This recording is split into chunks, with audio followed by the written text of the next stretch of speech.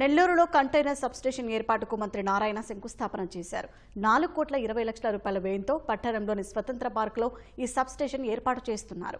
నెల్లూరులో మొట్టమొదటి కంటైనర్ సబ్స్టేషన్కు శంకుస్థాపన చేశామని మంత్రి వెల్లడించారు.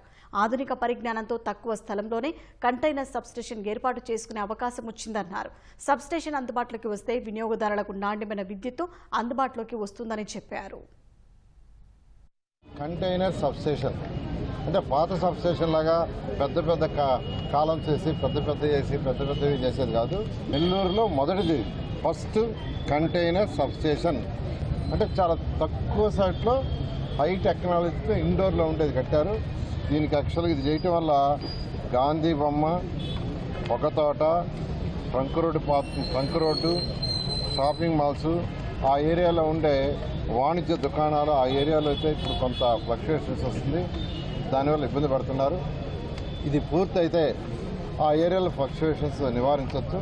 ఇది రిమోట్తోనే ఆపరేట్ చేస్తారు. దాదాపు దీనివల్ల 5,000 హౌసెస్ ఉండే ఏరియాకు మొత్తానికి స్వచ్ఛమైన అంటే నిరంతరాయంగా వచ్చే కరెంటుని క్వాలిటీ యొక్క కరెంటుని ఇస్తుంది. దాన్ని అధికారులు 4 నెలల్లో పూర్తి చేస్తా ఉన్నారు. వాళ్ళందరూ నేను ప్రత్యేకంగా అభినందిస్తున్నాను. Thank you.